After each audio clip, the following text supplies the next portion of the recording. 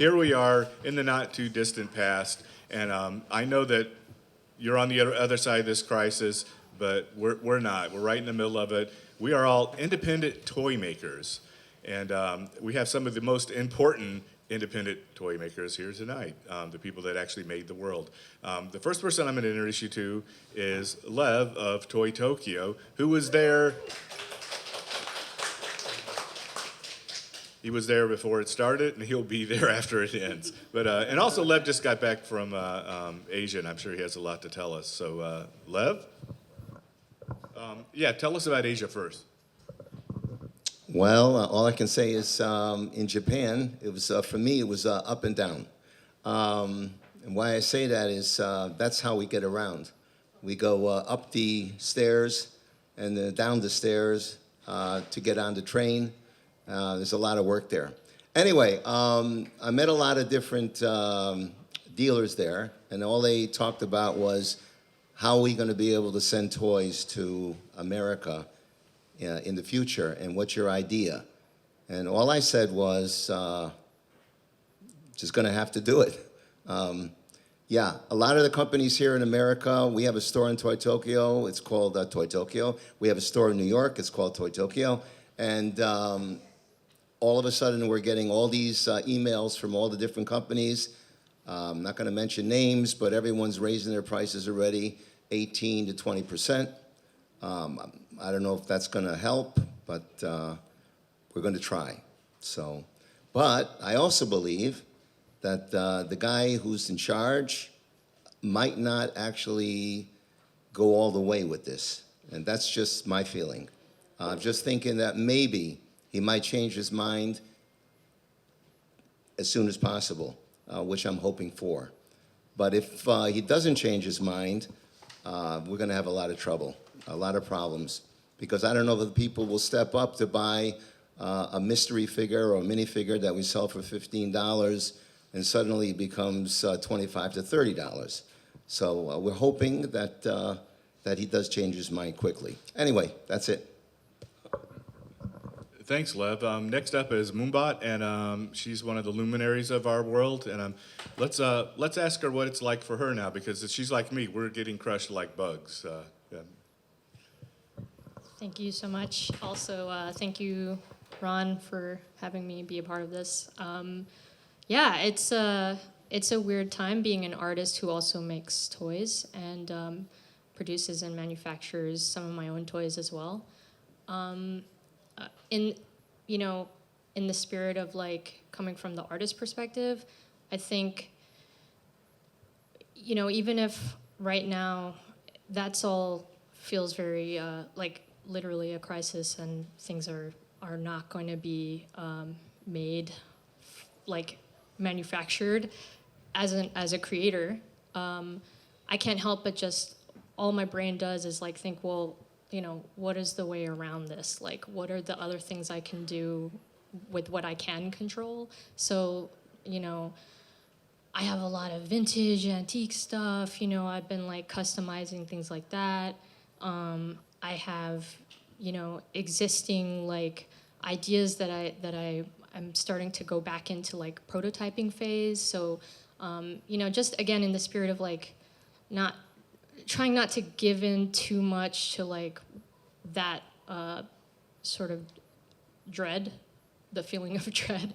I think that's the place where I've been going personally. Like, how can I innovate within all these crazy restrictions that are being created right now? I think we're all hoping that Santa Claus is real and he will save us this Christmas, because not only will the cool people that hang out with us and love our toys will be very disappointed. Also, think of all the little children. Anyway, a huge part of our world is Josh and Miranda, who started Clutter magazine, and now they run 5 Points Festival. It's pretty much the epicenter of our culture. They know everybody, they do everything. And 5 Points has been in Brooklyn, but it's actually this year it's moving to Beacon, New York, which we're all like super stoked about, because I don't know if you've been to Beacon. It's amazing. But anyway, let's hear what they have to say. Hi. Yeah, once you come to Beacon, you're never going to leave. everyone comes up and decides to move there. I think the interesting thing about what's happening right now is it's making me question consumerism, whether we like it or not. Is it a good thing that shelves everywhere are filled with $5 or $10 objects? I don't agree with the administration at all. I'm completely against fascism, and I'm pro a lot of things that are not popular. I also think that, we have been, we create a lot of toys. We've been canceling projects in China at the moment because of uncertainty, and it's making me think that we're gonna have to be more creative and kind of get punk rock about how we make toys and get shit done in the US. And it's almost an interesting time to be alive because adversity is, great for the imagination, and we're having to think about other ways to do stuff. If I'm saying things that you're about to say. Yeah, but I think fundamentally, in the last 5 years, we've seen this like rise and peak of designer toys and art toys, and then a drop off in the purchase of vinyl as collectors have become more educated, for better or worse. For a lot of stores and creators, it's been for worse because it's hard to sell 1,000 toys or even 500 toys that you've had to order to hit your minimum order quantity out of China, because collectors are saying like, wow, that's not necessarily going to go up in value. Is this actually an art piece if there's 500 of them?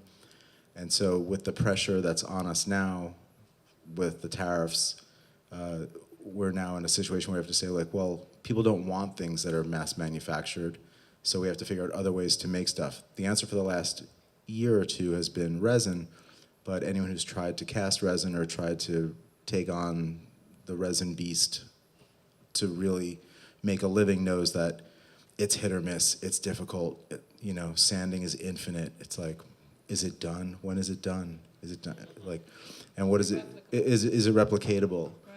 So, do you want to jump in? Sure. I would say that. Hello. Hello, everybody.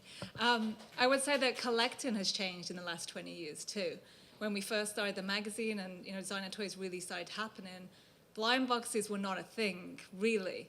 Kid Robot created the Dunny, and that was like an amazing blind box experience, and now they're everywhere in mass quantities. And so it's weakened the collector market in general because everything's so accessible. And Pop Mart, like it or not, they have blown out the market, and Funko have blown out the market. So now what makes something by Ron or Mumbot special when Pop Mart have something for $10 and yours is $1,000? It's hard for a collector to tell the difference. Is there a difference? Let me introduce the infamous, the suckadelic, the Sucklord, he who sucks.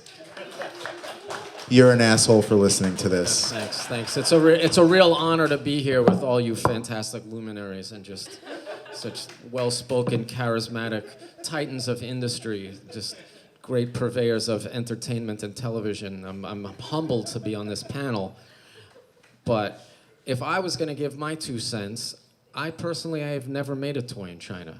I've made one thing one time, and I did the resin thing. I made everything myself right over here in Chinatown. Thanks.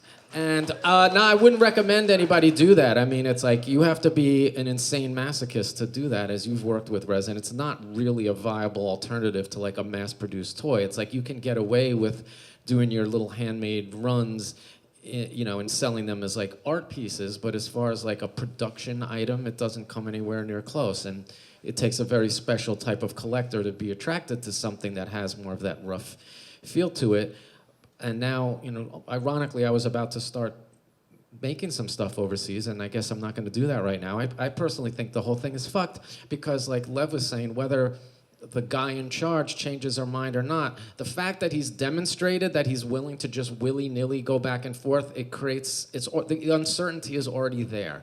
No, but he could suddenly turn around tomorrow and be like, oh, you know what, I changed my mind. Fuck these tariffs, they're done. Then everybody goes rushing in to place their orders, and he's like, actually, they're back. And now you're holding the bag because you can't depend on his word.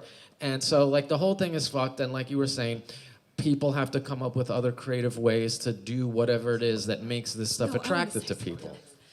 I agree with you, and I was also going to say that I think that with the rise of AI, your handmade resin pieces are what people are going to want to collect because it has the artist's hand in it.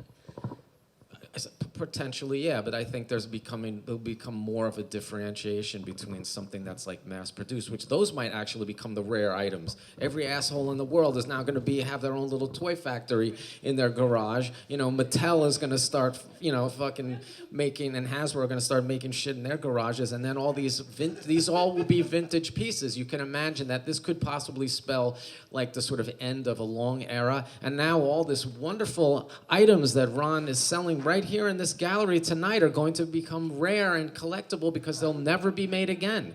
And now these things are going to become this. Whatever happens after this, it'll be different. And and there's enough. You were saying about the consumerism. There's enough shit in the world. There's already enough shit in the world. Yeah, you don't have to keep making it. Well, realizing that someone can turn off the spigot of your livelihood is a massive realization. And we've had a number of businesses over the years, and there's always been a tendency to kind of like suckle at the corporate teat. You get like an interesting project, and that goes for a while, and then all of a sudden it's like, well, there's a housing crisis, and so they're moving all the jobs to Europe for some reason, and so corporations move and change. So you have to rethink what you're doing, and it's happened over and over again. And so this is now happening in the toy world, where it's like, look, someone can actually turn off the whole thing, and you're left holding the bag. And we know people that have sold their company to the factory in China just in the last couple of weeks.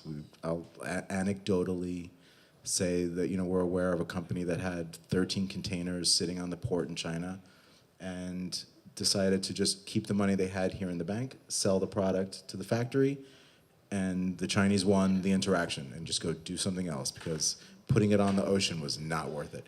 And so I don't think any of us want to be in a position where someone can just be like, and you're done, and your destiny's not in your own hands. But also, I guess another question is, because this is a very America-centric conversation here. Like, the rest of the world doesn't have this issue. They can still make toys. Anyway, it's only us that are fucked. It's first world problems to be like, fuck, where am I gonna get my $10 people toy? people I in need Europe, 30 $10 toys for my child. But people in Europe and Quick, South it's America December. and Asia can still make toys at the same price. We're the ones that are losing.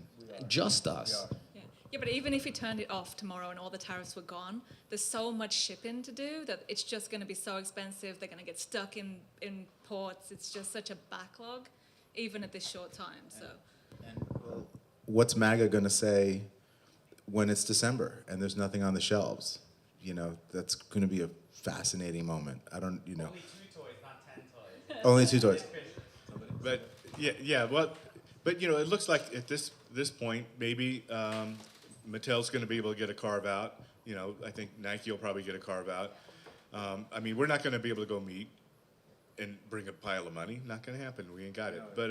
But maybe we can follow behind Mattel, or again, maybe we can make a new life for ourselves. Does the world need fucking more toys? No, I don't know. But tariffs are a form of corruption because there's no one actually doing a real calculation in the administration. They're just sort of willy-nilly placing tariffs, and then if you make a backroom handshake deal, it'll remove your tariff. Or if you're Nike, you can just remove it. So who wants to be under that thumb? Okay, so Lev was just there, and the people that we deal with over there are like our best friends in the world. Like MD is like, he's my man, you know what I mean? And he's stuck on the other side of the world. And Jan and Chris of Made by Monsters. MD does MindStyle, one of the greatest toy companies ever. Does the most amazing things. But yeah, what's it like for them? Because you did get to meet with them. What's it like with them?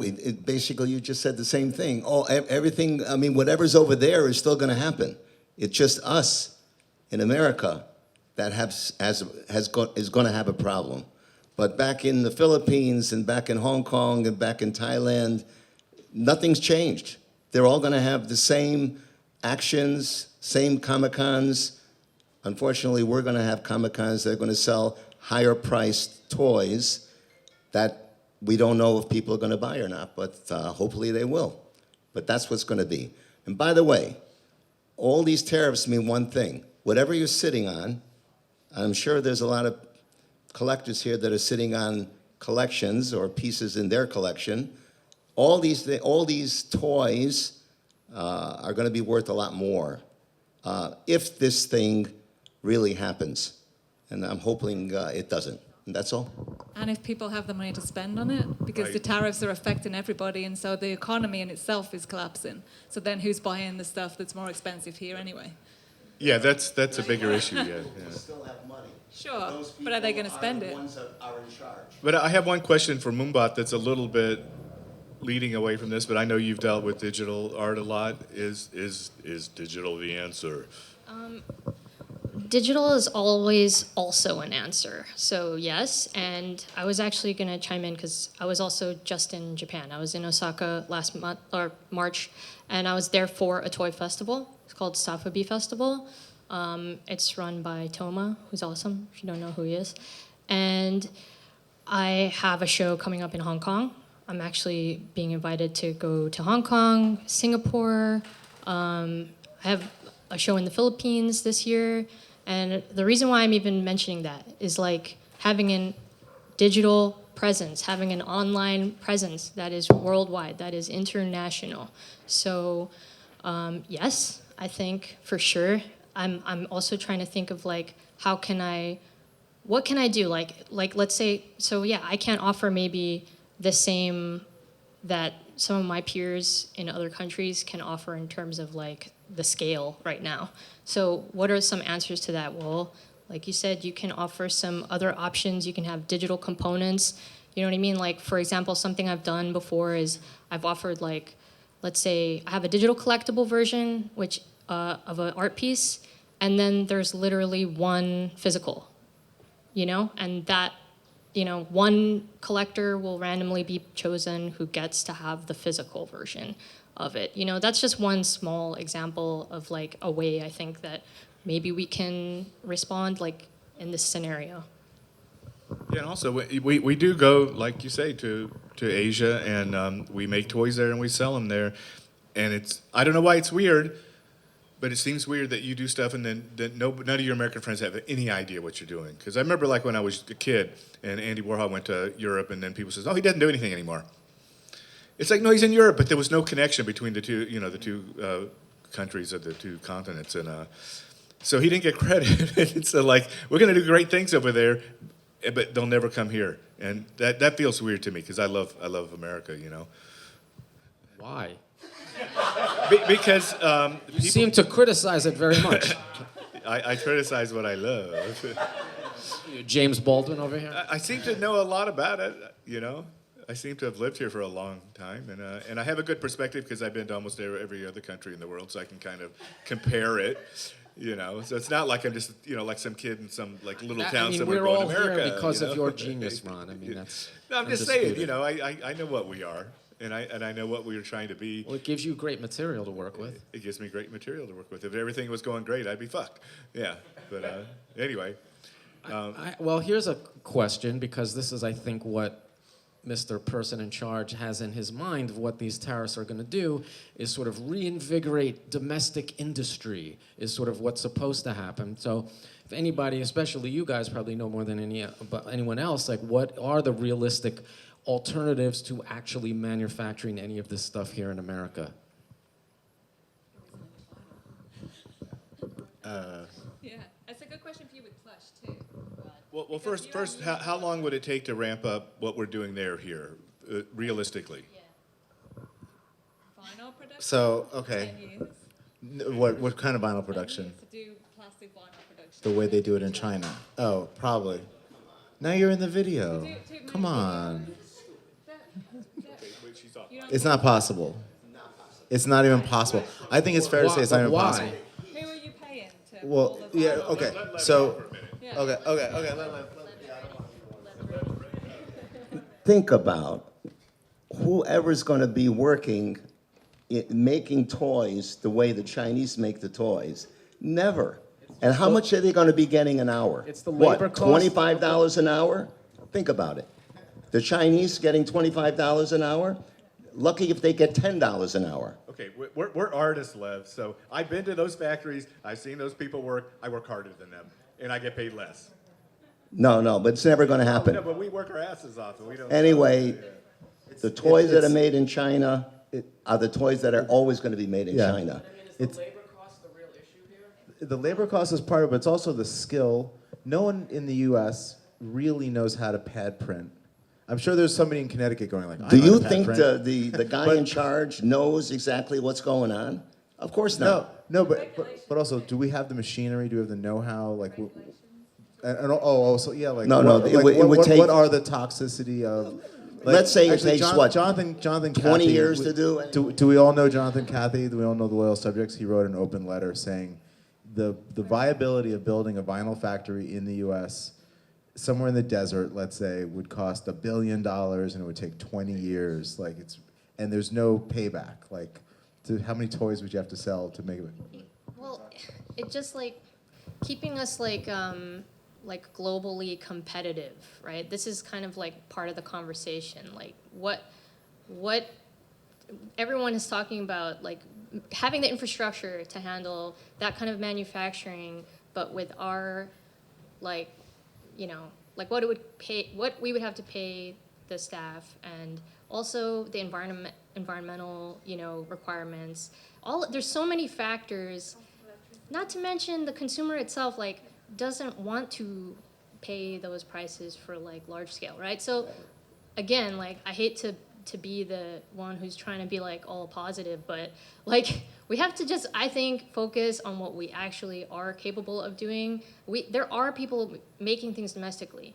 Like, what are they making, and what can we shift to, and that will be our specialty. Because guess what? Like, people actually people like to talk a lot of shit on the China manufacturing, and by the way, I manufacture things. Not only like do I self-produce, but I also do things in multiple countries, not just China.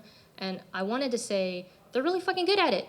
Like, people talk all this shit, but they know what they're doing. They've been doing it for a long fucking time, and there's a reason why we want to go there, and why the market responds the way it does. And it's like, again, like, our margins are different than, like, let's say my art friends in different countries, where it's so much easier in so many ways. Like, it's easier.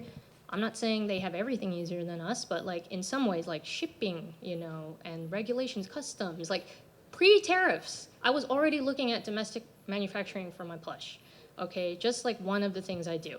I've been looking for a while. There weren't really too many viable options with the same level of quality and something that would actually be able to sell to people here. Not to mention, like, when I got to the scale of like having my pieces in Hot Topic and Box Lunch and Newberry Comics and all the US retailers that it's in right now, like, they want it at a lower cost so that they can triple that, to sell to consumers. So it still has to be like this little margin for me versus my peers in other countries. So again, I just think we have to really focus on like, what can we actually do here?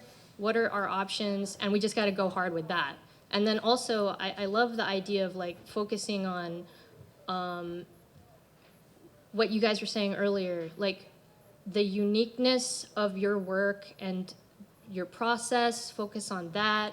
One of the things that we saw in the last 12 months before this tariff issue happened was the direct access of artists to factories lowering the price point of toys because to retail.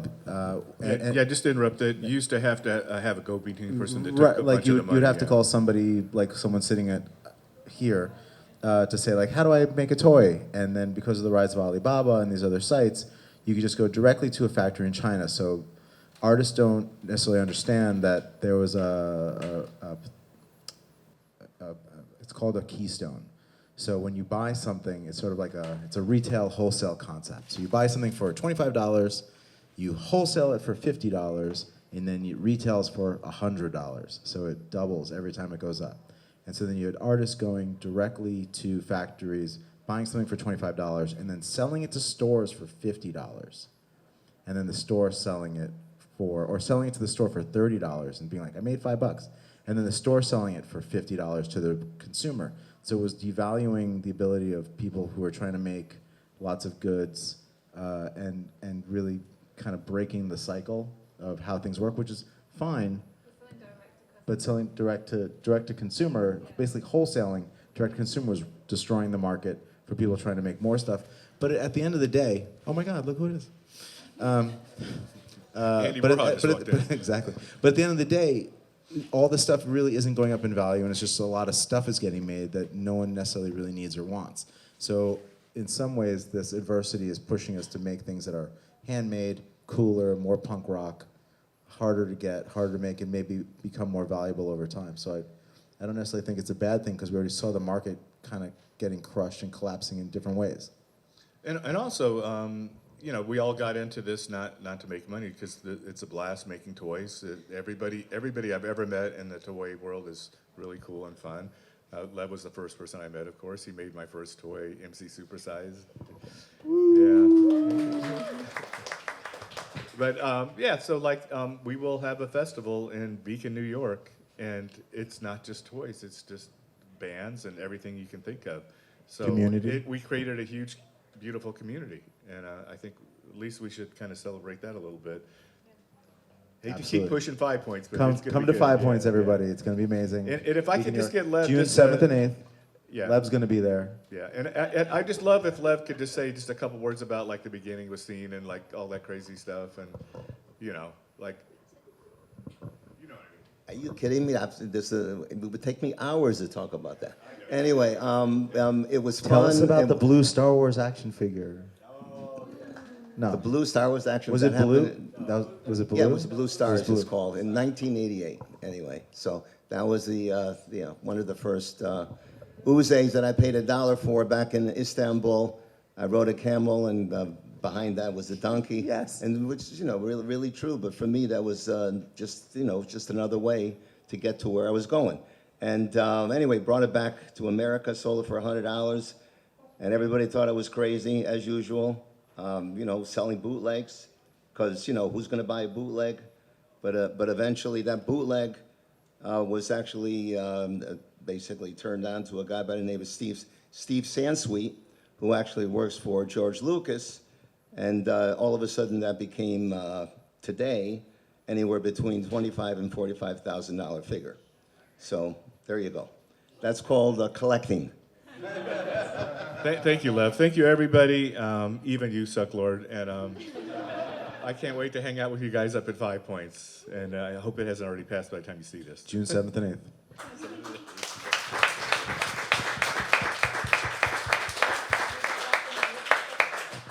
Do we want to open this up for audience questions? If anyone wants to ask questions, Carla McCormick is in the house. Hey, yeah. Now it's a party. Yeah. You guys over there, would you like us to get you any wine or anything, or anybody that just came in? Yeah, there's refreshments in the back. I just don't. We'll do questions from anyone. Anyone questions? You want to come up and get some answer? You can answer all. Hi. So I'm a pretty big Kickstarter whore. So I wonder if possibly if you guys have considered that maybe, just spitballing here on the bench, is Kickstarter could possibly be a solution, because with Kickstarter, before you even spend $1, you can tell the possible potential consumer in advance that this is what the process is going to be, this is what it's going to cost, and then you give the consumer multiple options as far as how much they want to spend, and then eventually when it reaches certain funding, goes into production. And so I'm just wondering if that's something you guys have considered, and possibly, Yeah. maybe not Kickstarter or something of the like. It's a really great idea and a really helpful tool. We ran a really successful Kickstarter for a figure called the Mumbot, which is awesome, designed by CC13. Right before COVID hit, it was right as COVID was hitting. Yeah. And so, yes, but what we didn't realize was that all the prices were going to double by the time that we'd already been funded for the Kickstarter. So our cost in the end was way more. So with the tariffs, you're never going to know. Like, is it 200% today? Is it 400% tomorrow? Is it 1,000% by the time the product actually reaches you? So you've already taken the money for it, and so now you're like left in a hole. So that's the tool with pre-orders and Kickstarters. But yes, it's a great tool. And when everything's running perfectly, then yes, it's perfect and great and genius. But as you I don't know if you, I guess the question is, can you really go back to the Kickstarter audience and say, and now it's going to cost another, you paid $20, it's going to cost another $20? The answer is no. The answer is no. They get really mad. Like, no, it's delays and it's issues. And the other aspect of Kickstarter is their forum is unmoderated. So when you go and say, hey, this is what's happening, you wind up with a lot of people just kind of trashing you publicly. And there's unless they're doxing you, Kickstarter's not deleting the comment. So you just have. Heavy Metal is going through that right now. Who is? Heavy Metal, the magazine. Oh, yeah. Oh, what happened? The book hit the comic book shops before the backers got their books, Oh. and Yeah. there was an uproar. Right. Yeah, and there's probably a really good reason why that happened. Like, and they probably sent a newsletter saying, "Hey, this is exactly why this is happening, and we love you guys," and da da da. But no one necessarily read it. I don't know. I'm not sure. A bait and switch, a rug pull. No, I'm joking. They're like making it up to the backer with like an exclusive Why did? issue that is only for the backers, and there's like this. They're, Calling it an angry mob issue. an Specifically, yeah. For Yeah. For that reason, yeah, I'm FG has his project completely halted right now. Yeah, Right. Exactly. Same. Yeah. yeah. Like as soon as the tariffs were announced, I thought of Huck because it was like, okay, so you raised $250,000. Some large portion of that goes to the factory, and now he needs another $200,000 to get it out of China. It's like, it's Yeah. completely upside down. Yeah. And like, he's such a wonderful person. Which is what It's a happened to us. fantastic toy. Well, Like everything doubled. yeah. Our shipping costs went through the roof, and everything took longer. But so Kickstarter is amazing, and we love the people at Kickstarter. But unfortunately, I wouldn't do anything on Kickstarter unless I was making in the U.S. at this point. So, and you can, take me to the bank for that. Awesome. We have another question from Camille here. So I have a question specifically for the artist to the right of Ron. I'm sorry, or you. Yeah, I'm sorry. I didn't catch your name. Hello, Okay. Hi. Mumbot. Hi. Well, first of all, I wanted to congratulate you for your upcoming shows. That sounds really exciting. Thank you. And also, you had mentioned at one point about how you create one piece and then you sell other ones digitally. Are you referring to NFTs, or can you go into more detail about that? Yeah. Yes, I can speak on that. I've been making digital art since like I had a computer to make it, and that's like decades now. And yeah, I love NFTs, and I've never been ashamed to say this. And and Miranda and Josh can attest to it, because I sat at their table while they kind of like, asked me, and they grilled me. And Several times. yeah, several times. And I hold my ground on it, because I do believe in, artists having, all the options that it offers to everyone, actually, having the technology, the option of tokens on the blockchain, what that means. And also just like, it brings me back to something I was saying earlier, where we were talking about digital, we were talking about online, and like, having a presence in all of these other countries. Well, the internet, right? Like social media and all of that. But that's one of the coolest things about NFTs, Web3. It gives the artist like the option to control their own connection to their collectors and their community. Like, for example, any of these like what's happening right now with tariffs, like that's the hot topic at the moment. But like, there've been like all these other things that are that feels like a real life toy rug pull, right, on all of us, right? That's like, we've seen this in NFTs where people kind of just like pull the rug out from under you, and it's kind of similar. And it's like when platforms go down, like, well, did you make sure that you had a presence in all of these places where you built your like whole, community, your digital identity, like your connections with people? Because that's like what it's all about. Like, that's why I make stuff. I literally make shit because it's my way of expressing myself, but also connecting with people and how I connect with them. Well, what do I want to say? Like, what is that part of what I'm doing? But also like the experience I want people to feel from. So anyway, but I'm like totally rambling off the subject. But yeah, I do NFTs. I think we have time for Yeah, maybe I just think she's trying to say she's an artist. I think it's we have time for complicated. 1 or 2 more questions. So Yeah, ask them at the same time. yeah, it's been a long day for Ron, to say the least. Hey, just to follow up on that, and also to the previous question too, I think there's legislation that's in the works for allowing NFTs to be fundraising tools, so that they're not registered securities, and that's something that is in the pipeline along with other blockchain related stuff. So at that point, would you guys start considering, if you're not already doing a digital product, digital work, however it is through your agencies or whatever you've done on the side, I think you were talking about ownership being kind of the key thing for NFTs. So, would you see that as a viable fundraising tool to then be able to launch your physical campaigns? Thank you for the question.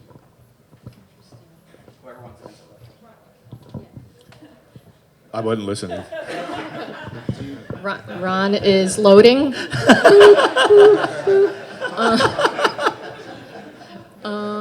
I think you're saying using the blockchain to help fundraise your projects.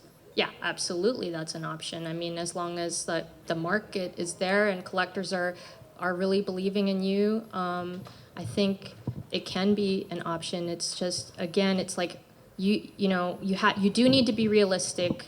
You can stay positive about things and try to find ways around, the situation, but you do need to be realistic about production and like what's available and how and where.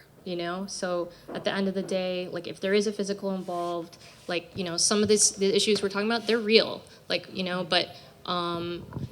yeah, maybe it's time to talk about like ceramics. Like, are there ceramic places? We are actually talking about boom.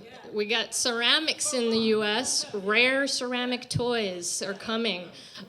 You know what I mean? So, but yeah, like just trying to stay open-minded, and if that includes the blockchain, yeah, absolutely. Like, of course, we should include that. We have to stay open-minded about what's available for us to create cool shit. Right, one more. You want one more? You want one? 2? You want 2? One more? Okay. You have 2 seconds? Kirsten? Sure. I guess I just want to congratulate the panel. It's really cool. I'm not so familiar with the toy industry, but I grew up on toys, right? And I think some of us are old enough that have grown up with toys, and I know the panel is probably old enough to have grown up with toys. So I'm wondering, why is it that we don't have any toy stores anymore? Like, I mean, I'm just in general. It's just like I miss my GI Joes, my Transformers. Anyway, we do have a toy store. Can I just Because of chime in China. real quick? I used to live in this neighborhood, and I used to shop at his toy store. Just want to say that. Toy Tokyo. Old school. Been here. We just went back to England, and there were a ton of toy stores on every corner, and there aren't any. And my kids were freaking out because they don't experience that anymore. So yeah, it's really weird. And the other thing that I wanted to add about that is that we grew up collecting toys. Like, we couldn't afford every toy. There wasn't every toy. That we had to make toys that didn't exist. But now there's every type of toy possibly conceivable. So my question is, like, where is the next? Like, what do our kids collect? Do our kids collect toys when they're our age, or do they not give a shit about plastic collectibles by that point? Like, we love them because it's like, it's so special to us. But is it going to be special to the next generations? Is a question I don't know the answer to. Does anyone? Oh, I was going to say, it was private equity that destroyed toy stores. I just watched this thing about how they convinced Toys R Us to sell the land, and then they leased the buildings back to them, and so they went out of business. And it was Mitt Romney that destroyed KB Toys. If you go back, just go on YouTube and search it out. Like, toy stores are just really gullible with private equity and lost. It's like Red Lobster, right? Yeah. Same thing. It's like We lost Red Lobster. infinite loop. Okay, sorry. Thanks a lot. Thanks a lot.